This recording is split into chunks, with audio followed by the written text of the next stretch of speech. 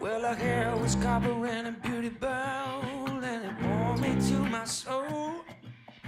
Her eyes are green brown. I'm here in this beautiful location in South London with Foy Vance. Hi Foy. Hi Katie. How are you? Very well. So tell me, what have you been up to? Why are you here? I'm here because I'm working with a photographer called Michael Leckie. Brilliant. So I'm here doing some shots for a new album. That'll come out. Okay, what's the new album? It doesn't have a title yet. It's got about 3 or 4 working titles. But as to what it's actually called, I have no idea. But it's a record I'm doing with a guy called David Holmes. Something completely different for fans to expect, do you think? Or very much Foy Vance with a little twist? Well, you know, depends on how you what your meter is for that. To me, it's exactly what. It's just you. Yeah, it was completely natural. I mean, it was born out of a natural desire. It was born, you know. I think it probably sounds a lot different than what I've done before. Yeah. But I've always been intrigued by artists that are, you know, that are on a journey. You know what I mean? I'm not really interested in reproducing a sound for any commercial gain, or that's never been my interest. My interest is kind of identifying with the stuff that you're writing, and then being true to what that deserves sonically. You know, so, and I think what this stuff deserves is exactly what David has brought to the table.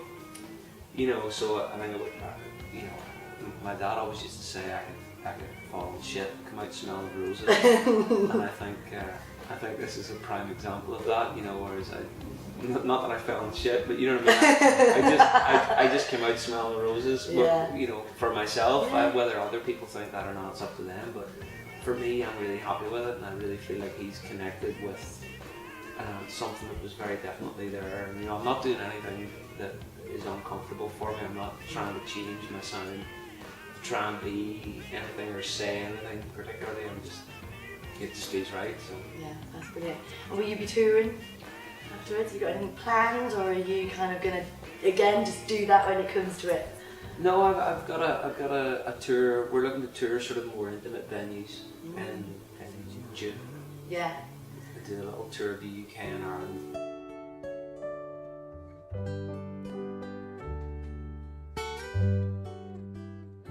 What I want to do is just, you know, create an atmosphere throughout the sort of journey of the tour. Yeah. That is a little bit more intimate than that. Yeah, like a bush hall kind of place. That's exactly what we're looking at, actually. Okay. For the London show. So yeah. Beautiful. And speaking of family members, as you know from my radio show on Sunday, it's Mother's Day on Sunday, and we're going to talk about grandmas or mums. Have you got any? My grandma she's a bit mad. She was once found ripping up a piece of paper that she thought was a bingo card. It was actually a £10 note. How she was managing to rip it, I don't know. Few too many gin and tonics, I think. But have you got any good old grandma or mum stories? I'm sure I do. I'm sort of more intrigued by this £10 note though. I mean, that £10, that could have been the £10 that won the lottery. I know, it's terrible. Like, what are the possibilities in that £10? My granddad was not pleased. But you know what? Interestingly, the first thing that springs to mind when you say, you know, a story about your granny is that we used to live in Oklahoma when I was a kid. Okay. So we would communicate. We would obviously write letters and call occasionally, but we would send tapes back and forth to each other. Of, you know, me and my 3 brothers, we would sort of, you know, recite the poem that we had learned, or, you know, or just sing songs, or just say, you know, I'm going to get a bike and all that crap. But my granny, the tape, like almost every time, there would be at least one side of the tape was filled with songs. And one time she'd just sing, and my grand was sort of mumbling in the background, a harmony, you know. And that's gorgeous. Yeah, it was beautiful. What kind of songs? It's beautiful to have now. Always hymns. Oh. Always hymns. My granny was a sort of old-fashioned Christian woman. Right. So she she would send these tapes and they would be just filled with hymns. And she sang this one song called "He Touched Me." And when I had this idea to do something with it, I checked it out and found that she sang perfectly in D, or you know, whatever key it was, she sang perfectly in that pitch. So I did this Christmas show for BBC Radio Ulster, and we had the Belfast Salvation Army band come in, and I had this guy Andrew Skeet who plays with and arranges for Divine Comedy. Had him write a score for it.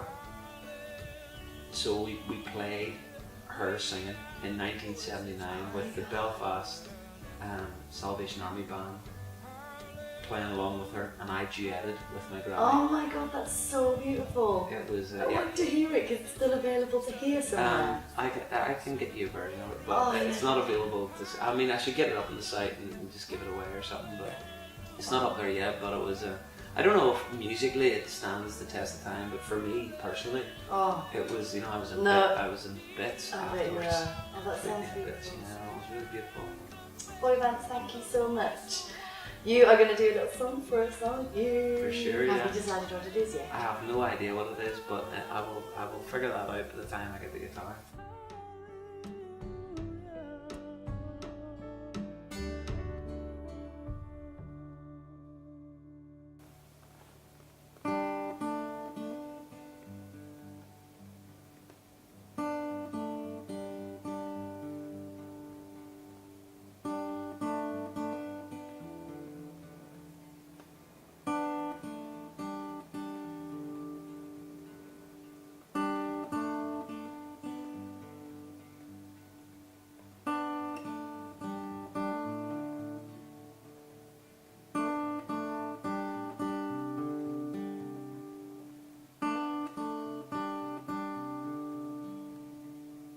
When nightmares come, keep you awake. Baby, close your eyes, I'll take the way. If I go to speak, I will refrain and be the song, just be the song.